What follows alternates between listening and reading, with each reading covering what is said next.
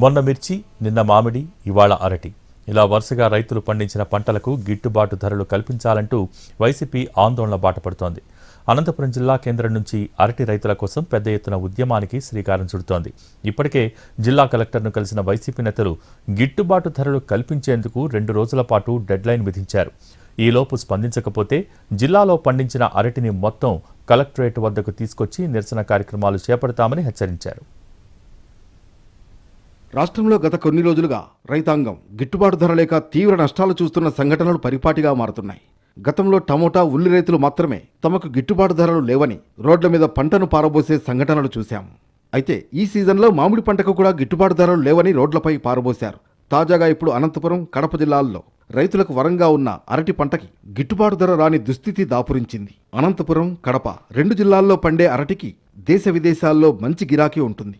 అందుకే దేశంలోని మహానగరాలకు, అలాగే గల్ఫ్ దేశాలకు సైతం ఇక్కడి నుంచి అరటి ఎగుమతి అవుతూ ఉండేది.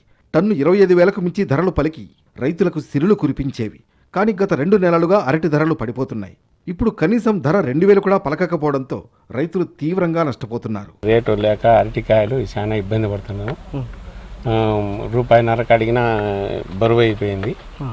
ఎకరాకు 1,50,000 దానా పెట్టుబడి వచ్చింది. 5 ఎకరాలు పెట్టింటే 8 లక్షల దానా పెట్టుబడి వచ్చింది. రూపాయిన్నరకు అడుగుతున్నారు. కొట్టేసి గొల్లలు బయటికి తోటలో దిబ్బకేస్తాను. రాష్ట్రంలో రైతులు పంట నష్టాలు చవిచూస్తున్న సమయంలో ప్రభుత్వంపై ఒత్తిడి తెచ్చే విధంగా వైసీపీ కార్యక్రమాలు చేపడుతోంది. గతంలో ఉల్లి రైతుల పక్షాన పెద్ద ఎత్తున నిరసనలు చేపట్టారు. అలాగే మిర్చి రైతులకు గిట్టుబాటు ధరలు రావడం లేదని ఏకంగా వైసీపీ అధినేత జగన్ గుంటూరు మిర్చి యార్డులో ఆందోళన చేశారు. ఈసారి మామిడి గిట్టుబాటు ధరపైన చిత్తూరు జిల్లాలో జగన్ పర్యటించి అక్కడి రైతుల పక్షాన పోరాడారు. ఇప్పుడు ఇదే బాటలోనే అనంతపురం జిల్లా వైసీపీ నేతలు అరటి విషయంలో ఆందోళనకు సిద్ధమవుతున్నారు. ఎక్కడికక్కడ నిరసనలకు సిద్ధమవుతున్నారు. ఇందులో భాగంగా ముందుగా జిల్లా అధ్యక్షుడు అనంత వెంకటరామరెడ్డితో పాటు మాజీ మంత్రి శైలజానాథ్, మాజీ ఎంపీ తలారి రంగయ్య, మాజీ ఎమ్మెల్యే విశ్వేశ్వర్ రెడ్డి, ఇతర వైసీపీ నేతలు రైతులతో కలిసి అరటి పంటను తీసుకుని కలెక్టరేట్కు వెళ్లారు. అక్కడ నిరసన ప్రదర్శన నిర్వహించిన తర్వాత జిల్లా కలెక్టర్ను కలిసి అరటి రైతుల పరిస్థితిని వివరించారు. కనీసం కోతకయ్యే ఖర్చులు కూడా రావడం లేదని కలెక్టర్ దృష్టికి తెచ్చారు. అయితే జిల్లా కలెక్టర్ ఆనంద్ ఈ విషయంపై స్పందిస్తూ తాము కూడా క్షేత్రస్థాయికి వెళ్లి పంటలను పరిశీలించామని, మరో 15 రోజుల్లో వ్యాపారులు వచ్చి పంటలు కొనుగోలు చేసేలా చూస్తామని వైసీపీ నాయకులకు చెప్పారు.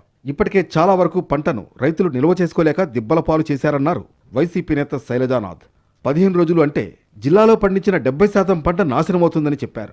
వెంటనే కొనుగోలు కేంద్రాలు ఏర్పాటు చేయాలని డిమాండ్ చేశారు. ప్రత్యేకించి మన జిల్లాలో ఎప్పుడూ చూడలేదు. మనం టమాటకాయలు పారేసింది చూసినాం, ఎర్రగడ్డలు పారేసింది చూసినాం, అట్లాగే పంట వదిలేసింది చూసినాం. కానీ అరటికాయల్ని ఆఖరికి చెట్ల మించి కుళ్ళిపోతా ఉంటే ట్రాక్టర్లో కొట్టేసుకొని వాటిని కాల్ చేసి పడేసే కాలం. అదే మాట కలెక్టర్ గారికి చెప్పినాం.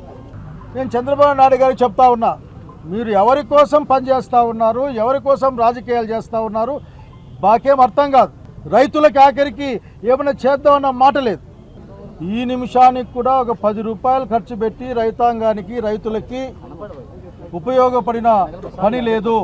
2 రోజుల్లోగా సమస్యను పరిష్కరించాలని, లేకుంటే 2 రోజుల్లో కలెక్టరేట్ వద్దకు అరటి పంటను తీసుకొచ్చి నిరసనలు చేపడతామని హెచ్చరించారు.